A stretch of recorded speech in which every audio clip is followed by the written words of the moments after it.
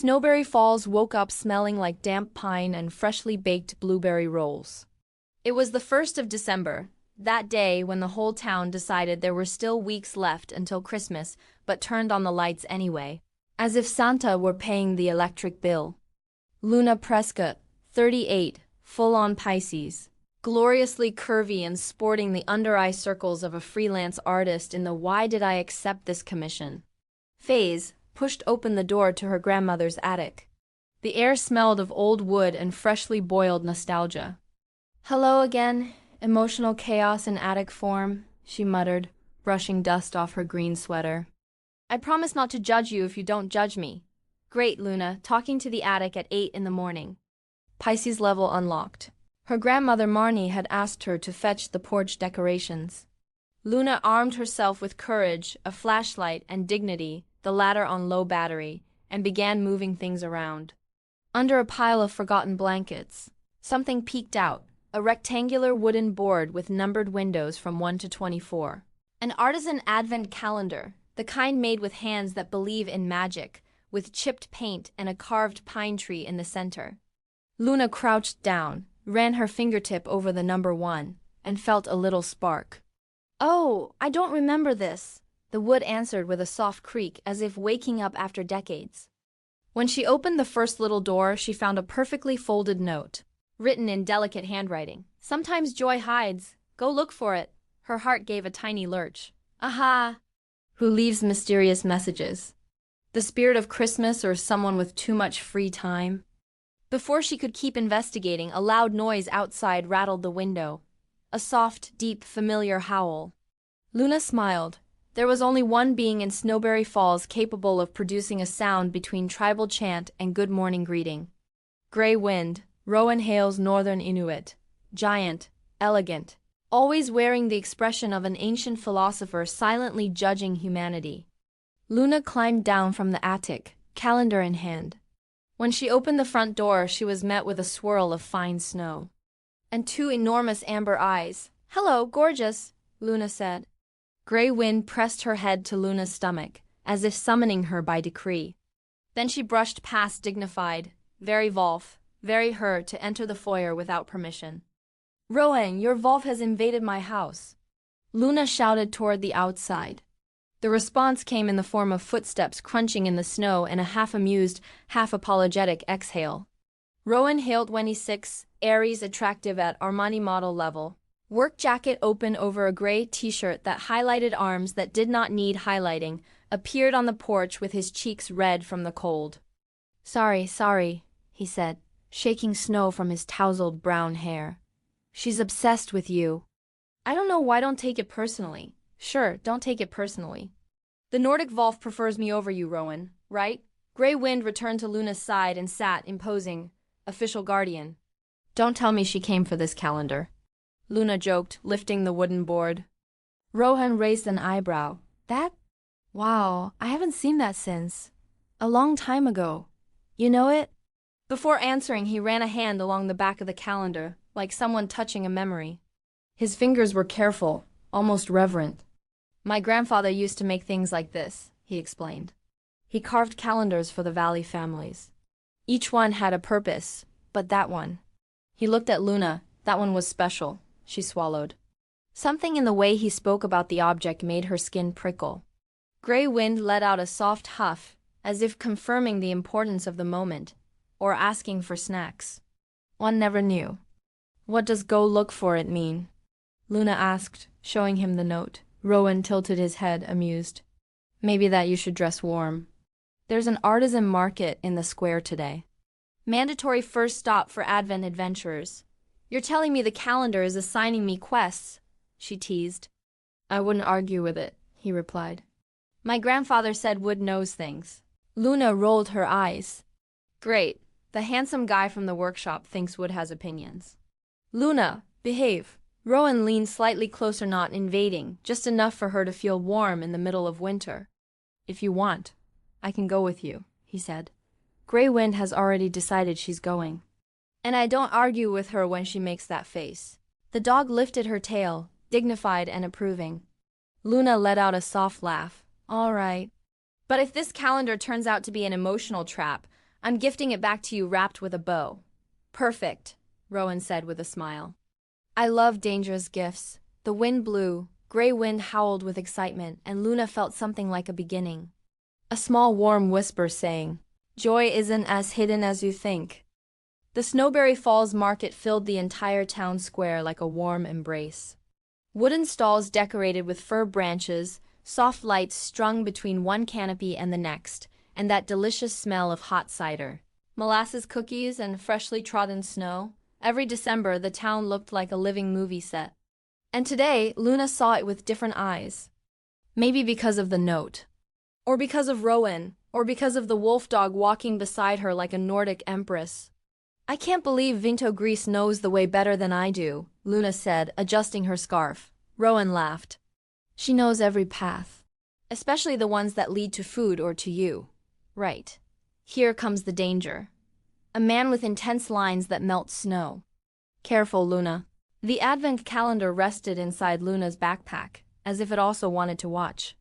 The box for day 1 had been clear. Go look for it, whatever it was supposed to mean. So, Rowan said, looking over the square, what does the secret agenda say for today? Luna opened the flap of the backpack and pulled out the board. She brushed her fingers over window number 2, still closed. I haven't opened it yet, she admitted. I wanted to... I don't know. See if I felt something first. Pisces, he smiled, lowering his voice like someone discovering a tender detail. And you? Let me guess. Aries, he opened his arms in a dramatic gesture. Obviously, Vinto Grease sat between them, supervising their exchange like she was mediating a diplomatic negotiation. Luna took a breath and opened the second little door. Another note, written in the same firm handwriting. Give something made with your hands. She pressed her lips together. I didn't bring anything made with my hands. Rowan raised an eyebrow. You're an illustrator. You can draw anything, not in the middle of the market. He gestured toward a nearby stall. Chalk, notebooks, markers, the universe is making it easy for you. Thank you, universe, for turning my awkwardness into a public mission. Before she could protest, Vinto Grease nudged her gently with her snout, as if saying follow him. The wolfdog knew her far too well. The closest stall belonged to a local artist with a pink hat and wool gloves. There were small chalkboards, handmade ornaments, and postcards. Luna approached. I need something to... Give away? She explained. Style? The vendor asked. Luna hesitated. Rowan jumped in without an ounce of shame. Something that looks like it was made by a Pisces pretending she doesn't believe in magic. Rowan, Luna whispered, half horrified, half amused. The vendor clicked her tongue. I have just the thing. She pulled out a small, smooth, light wooden plaque perfect for drawing. Luna picked up a marker and, without thinking too much, let her hand speak. Soft strokes, curves, simple shadows. When she finished, the board showed a quick sketch of Vinto Grease sitting under a snowy fir tree with an attentive, gentle expression. It wasn't perfect, but it had life. Rowan went silent. Wow, he whispered. That is her? Luna lowered her gaze to hide the blush creeping up her neck. Control yourself. He's just an Aries thanking you for a drawing. It's not a marriage proposal. She leaned toward the vendor. I want to give it away. Who should I give it to? The woman pointed to a stall across the market. There, the shelter. They're raising funds for new blankets. A cold gust of wind crossed the square. Vinto Grease lifted her head and tugged gently at Luna's sleeve, guiding her. Let's go, Rowan said. Let's drop off your gift. They crossed between lights and bundled up people until they reached the shelter's stall. A young volunteer with a kind smile and a red hat welcomed them. Luna, Rowan, and Vinto Grease, she exclaimed. What are you bringing? Luna offered the plaque. For fundraising. The volunteer opened her eyes wide. It's beautiful. It'll sell in minutes. Vinto Grease settled proudly beside Luna, as if the artwork were her official portrait. Rowan leaned a little closer to speak in Luna's ear. Told you the wood knows things, the warmth that provoked. Well, unnecessary for the ambient temperature. Thanks for bringing it, the volunteer added. We're starting a silent auction today. Rowan smiled. Then add this drawing. It's special. Luna looked at him. Why do you say it like that? Rowan lowered his gaze for a second, then looked back at her. Because you made it. Because it has something, and there was sincerity in his eyes. Warm, direct, no theatrics. The wind blew harder. A swirl of snowflakes rose from the ground. Vinto Grease let out a soft howl, as if blessing the moment. The volunteer pointed at the table. Would you like to write a name for the auction? Just for registration. Luna took the card. Her hand trembled just slightly. Rowan placed his hand on top of hers, steady. Right from the calendar, he suggested with a half smile. She laughed. That sounds like a Christmas conspiracy. Exactly. Luna wrote the words and left the card. As they walked away from the stall, she felt her heart light, almost unsettling. Very good, Luna. First day of Advent, and you're already falling for a younger guy who smells like winter and knows things about wood. What could go wrong? Vinto Grease trotted ahead, happy. Rowan walked beside her, a little closer than strictly necessary. And Luna, for the first time in a long while, felt that winter could warm you too. The afternoon fell over Snowberry Falls in a cold pink hue only December knew how to mix. On Grandma Marnie's porch, the lights weren't up yet, and the young pine tree, leaning against the railing, waited for its moment of Christmas glory. Luna stepped outside carrying a box of old ornaments, bundled in her thick coat, the calendar tucked under her arm, and a rebellious strand of hair slipping into her lips every time the wind blew. Perfect, Luna. Classic Christmas scene. All that's missing is the tree attacking you or someone sexy showing up out of nowhere. As if summoned by a badly disguised spell, Grey Wind turned the corner, walking with regal strides, tail high, and the expression of someone supervising other people's projects. Behind her came Rowan Hale, wearing a gray beanie, work gloves, and a smile capable of warming a tundra. Boss told me to inspect the progress, Rowan said, nodding toward the wolfdog. Oh, of course, Luna replied. Strict supervision. Wouldn't want trouble with local authority. Grey Wind sat precisely where the strands of lights were tangled, a silent critique. Need help? Rowan asked, pointing at the tree. Luna opened the box and nearly dropped 2 glass baubles. Yes, a lot. This is harder than I remember. Rowan set his gloves on the step and approached the tree, assessing it with a professional air. It's a little crooked. Like most of us, Luna replied. He laughed. As they lifted the tree to place it in the stand, their hands brushed. The tiniest accidental electric touch. Luna felt it all the way up her spine. Great, totally normal. Just an Aries functioning as a human space heater. Got it? Rowan asked, holding the trunk. I think so, she said, tightening the screw on the stand. The tree wobbled to one side. Rowan caught it quickly and ended up almost hugging her from behind. Sorry, he said softly. It's fine, Luna murmured, not daring to move. Grey Wind watched with an expression that screamed, please, realize it already. When they finally stabilized the tree, Luna opened door number 3 on the calendar. The note was folded with millimetric precision. Decorate something to remember who you are, Luna frowned. What's that supposed to mean? Rowan looked at the box of ornaments. These are old, right? From when you were a kid? Luna nodded. My grandfather made them. He always said a tree tells stories. But when she opened the box, she found something she didn't remember. An extra ornament wrapped in tissue paper. She unwrapped it carefully. It was a small wooden moon, painted in soft tones with a tiny inscription. For when you forget how much you shine. Rowan inhaled deeply. Luna. She pressed her lips together, feeling that familiar sting of emotion. My grandpa made things like this whenever I was going through weird phases. He always told me the magic is in remembering who you are, not trying to be something else. Rowan looked at her with a mix of tenderness and something deeper. He was right. She hung the ornament on the nearest branch, smiling shyly. Then Rowan grabbed a handful of lights from the box and stood beside her. May I? He asked.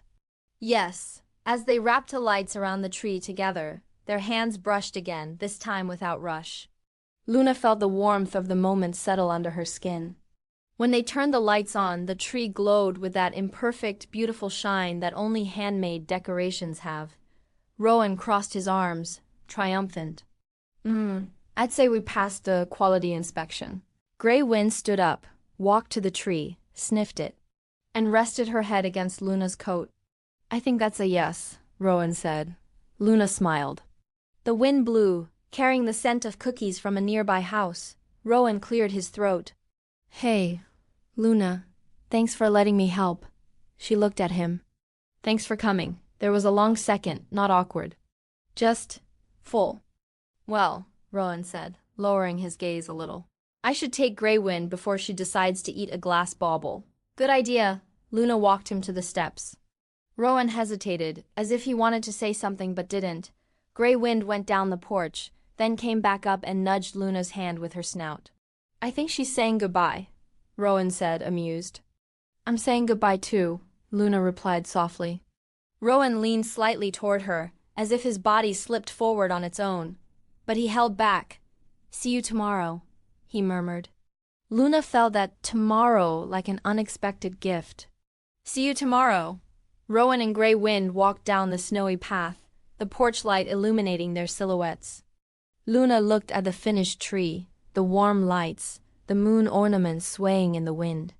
And she felt something inside her beginning to glow too, a small shimmer. The first of many. Snowberry Falls dimmed slowly, as if the whole town had decided to lower the lights so winter could be heard better. Rowan's woodworking shop, however, glowed with a stubborn warmth. Amber lamps, the scent of freshly sanded wood, strong coffee, and the soft hum of resting tools. Luna walked in with the calendar under her arm. Grey Wind greeted her with a low howl that sounded like a private greeting, one of the few privileges granted to humans. The wolfdog settled in front of the wood stove like an ancient guardian. "You're right on time," Rowan said, wiping his hands with a cloth. "Door 4 wants attention." "Door 4," Luna repeated. He pointed at the calendar. Luna blinked. The little door marked with the number 4 was open on its own. She swallowed. "Wonderful. Now the calendar has initiative. What's next? A lecture?" "I didn't open it," Rowan clarified. "Found it like that when I passed your porch." Grey Wind insisted I bring it to you. The wolfdog nodded. "Yes," literally one solemn tilt of the head. Rowan shook his, amused. Luna approached the work table and carefully took out the note. "Listen to the one who looks at you without rushing." Rowan placed his hands on the table, not invading her space, but close. "Sounds like decent advice." "Sounds like the calendar wants me to talk to you," Luna replied, half joking, half nervous. "We can talk?" Rowan said softly. The workshop was warm, the air thick with cedar and resin. Luna set the calendar aside and wrapped her arms around herself for a moment, trying not to shake. "I had a small panic attack today," she confessed. "I don't know why, I just suddenly felt like all of this was too much. The trip, coming back to town, staying with my grandma, the unfinished work I left behind, the calendar, you." "Excellent, Luna. Mention him like he's part of a grocery list." Rowan didn't laugh, didn't make a strange face. He just took a slow step forward, enough to be close, not enough to overwhelm. "Am I part of what overwhelms you?" he asked, honest. Luna lowered her gaze. "No, well, yes, I don't know. You're a lot." That made him smile. "A lot as in man who shows up with his giant wolfdog and emotional complications? Or a lot as in you don't know where to put your hands when I look at you?" Luna opened her mouth to protest, but Grey Wind made a sound that suspiciously resembled a muffled laugh. "The second one," Luna admitted. Rowan dropped his voice a little. "It happens to me too, Luna." Her heart jumped so hard it almost hurt, he continued. "But I don't want to rush you, or overwhelm you, or make you feel like you have to decide anything right now." She looked up. "Then what do you want?" "I want you to listen to me without fear. To know that when I look at you, it's because I like you. A lot, and that I'm not going to run if you get scared. I'm an Aries, yes," he smiled, "but I'm not a wildfire. More like a steady fire. Does that exist?" she asked, doubtful. "With the right person, yes." There was a warm, dense, gentle silence. Rowan reached for a small box on the table. "I want to show you something." He opened a plain wooden box. Inside was a collection of tiny pieces, old hinges, golden screws, miniature carvings of leaves and stars. "It was my grandfather's," he explained. "He made the calendars, but he always left one compartment unfinished." He said the real magic was completed by the person who used it. Luna touched one of the carved stars. Are you saying this calendar? Might be incomplete, Rowan replied. And maybe it's asking you to finish it, she swallowed. I don't know if I can. I haven't carved wood in years. I'll teach you if you want. The way he said it. Soft, calm, without pressure. Like offering her a refuge. Grey Wind got up and walked to Luna, nudging her hand with her massive head. That's official approval, Rowan said. Luna smiled. She touched the edge of the calendar, and it felt almost alive. All right, she whispered. Teach me. Rowan handed her one of the small tools, but before giving it to her, his fingers brushed hers. That minimal contact was pure electricity. Both of their breaths dipped slightly. Luna, he murmured, close, if I ever scare you. Tell me. If you ever scare me, you'll know, she replied, honest. But right now, I'm not afraid. Rowan smiled as if her words lit a fire in his chest. Good, he whispered. Then let's begin. And as she took the tool, door number 5 of the calendar creaked softly, as if it already knew the story had just changed direction. Snowberry Falls woke to an icy wind coming off the lake, shaking the fir wreaths on front doors. The snow crunched under boots like breaking sugar, and the air smelled of roasted coffee and the kind of problems no one likes to name. Luna stepped onto her grandmother's porch with the calendar tucked under her arm. She had slept poorly, too many thoughts, too much spark, too much closeness in that workshop last night. Great, Casey's, you're falling in love like you're 15. Update the system, please. Door number 5 was still closed. Good, something stable in her life. As she walked down the porch steps, she heard murmurs. 2 neighbors, Helen and Marcia, no members of the Department of Other People's Business, were hanging garlands on the mailbox of the house next door. I am telling you, Marcia. Rowan has always been a charming boy, but Luna has always been sensitive. One of those who need emotional containment. And he's too young. Very. And handsome. Too much. And with that huge dog that's terrifying. Exactly. Luna stopped. Swallowed a dry sting. Vinto Grease, who had followed her silently, stood firm at her side, lifting her head with offended dignity. Good morning, Luna said, humorless. The women jumped. Oh, Luna, honey, we didn't see you. Of course you did, she thought. It's fine, she lied. I just heard my name floating around here. Helen clasped her hands. Oh, sweetheart, you know how the town is. It's just, you're very artistic, and Rowan is so physical? Physical? Luna repeated. You know, strong, intense, and Aries. Marcia nodded with the face of someone who thinks she knows more about astrology than the internet. And you're Pisces. Imagine that. Water with fire. It evaporates, said Helen. Or boils, said Marcia. Great, I'm emotional soup. Rowan is a good boy, Helen added. We don't want him to get complicated. There it was. The stab. Luna didn't answer. She simply kept walking toward the plaza, with Vinto Grease stomping behind her like a protective valve. When she reached the workshop, Rowan was outside unloading wood from a truck. Dressed in a dark shirt and gloves, hair messy, cheeks red with cold, and that easy smile that broke her inside. Luna, he said, brightening. I was just about to go see you. Look what I found on the back of the calendar. But she couldn't meet his eyes. Rowan, she said seriously. I need to talk to you. His smile dimmed a little, though not completely. Sure, did something happen? Yes, I don't know. People in town, they're talking. Rowan set the box on the ground. About what? About US. He frowned. What us? Exactly, Luna said, feeling her voice tremble. There is no us, Rowan, and if we keep going like this, they're going to misinterpret. Silence fell between them like wet snow. Vinto Grease let out a low sound, almost a whine. Rowan looked at her with calm pain. Luna, he began softly, if this is about the neighbors, I can talk to them. Or ignore them. Or, no, it's not that. She took a deep breath, trying not to crack. I'm older than you. Much older. He took a step toward her. 12 years, he corrected. And I have absolutely no problem with that. None. But the town does. The town also thinks Vinto Grease is a wild wolf. And she sleeps cuddled with a duck plushie, he replied dryly. The town has opinions about everything. A sad little laugh escaped Luna. Rowan, you're...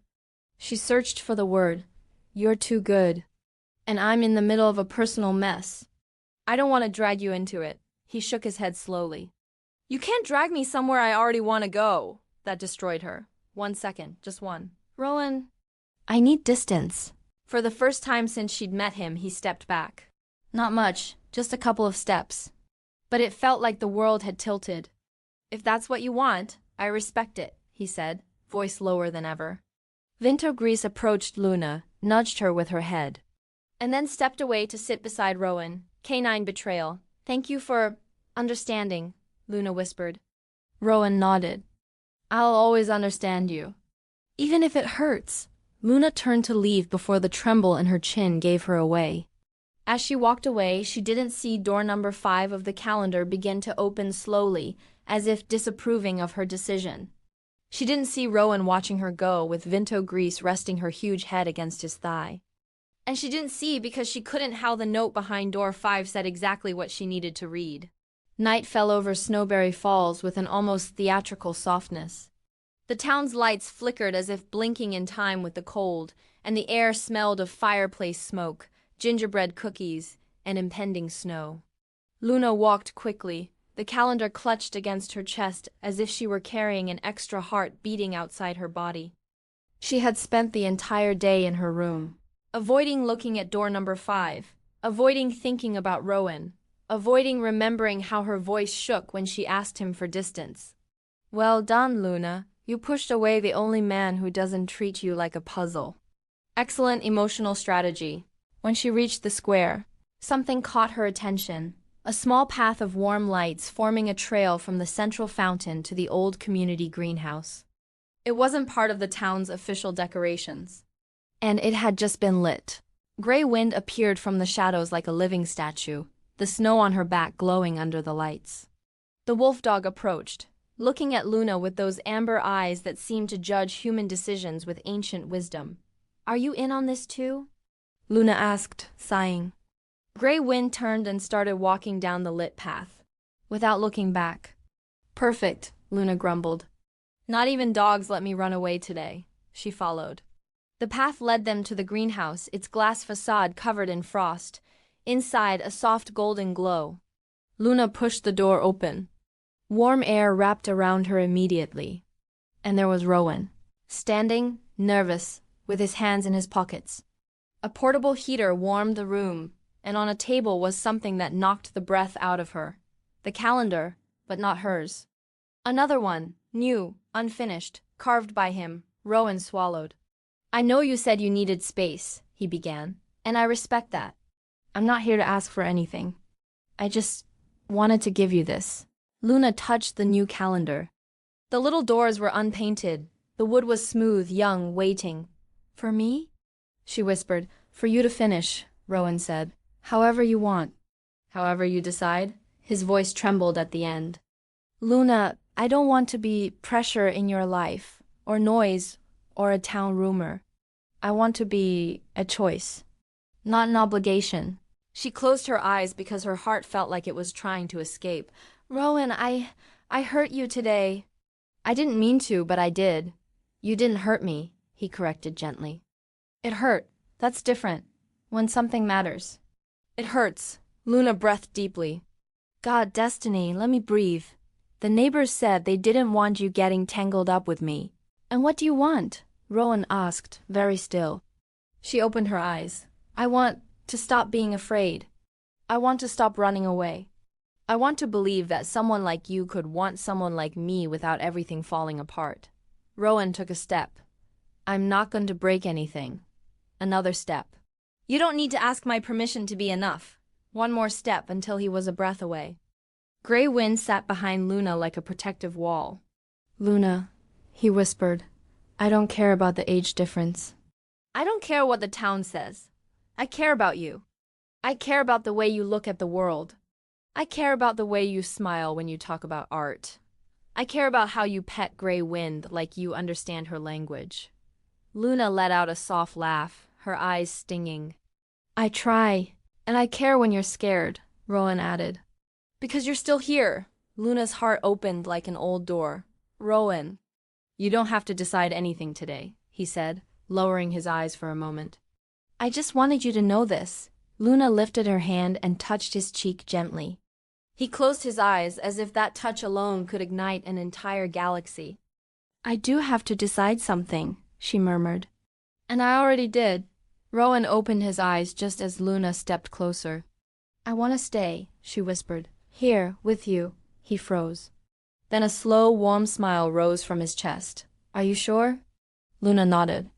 More than anything in a long time.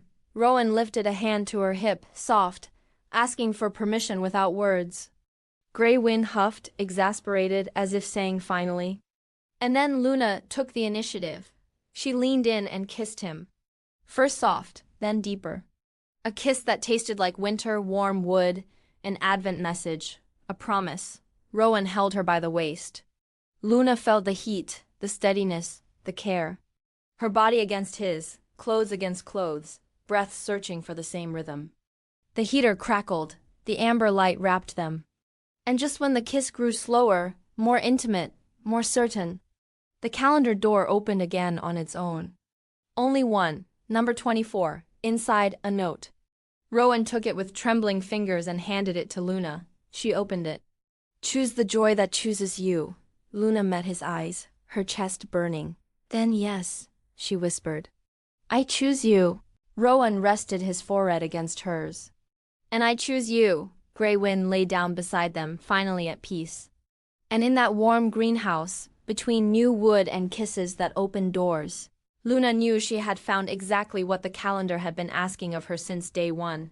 Joy, her joy. The one that chose her back. Christmas arrived in Snowberry Falls with the softness of a snowflake deciding where to land. The morning of the 25th dawned silent, as if the whole town breathed at the same time. The sky was white, enormous, like a freshly stretched blanket over the world. In Grandma Marnie's house, the smell of hot chocolate, cinnamon rolls, and coffee filled every corner. Vinto Grease slept curled up in a gigantic ball in front of the fireplace, her stuffed duck trapped between her paws. Luna came downstairs barefoot, wrapped in a thick blanket, her hair loose and a soft flush on her cheeks that had nothing to do with warmth. Very good, Luna. One night together and you're already smiling like you discovered a spell. In the kitchen, Rowan stood with his back to her, cooking something in a pan. He wore a white t-shirt, pajama pants, and his hair was mussed from sleeping too little, or from sleeping pressed against her. Good morning, Luna said, leaning against the doorway. Rowan turned, smiling with that mix of tenderness and desire that made her lose her balance.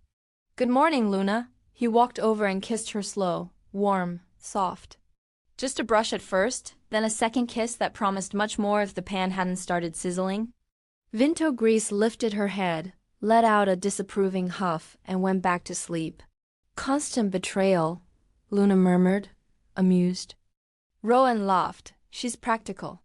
She says food first, romance later. The table was set simply, 2 ceramic mugs, a plate of rolls, butter, and local honey. Next to one of the plates sat a small carved wooden box. What's this? Luna asked. Rowan shrugged, nervous. Open it. She did.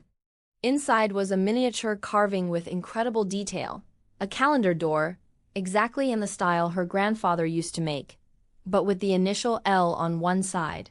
For the door you'll create next year, he said softly. If you want to, Luna felt something tighten in her chest.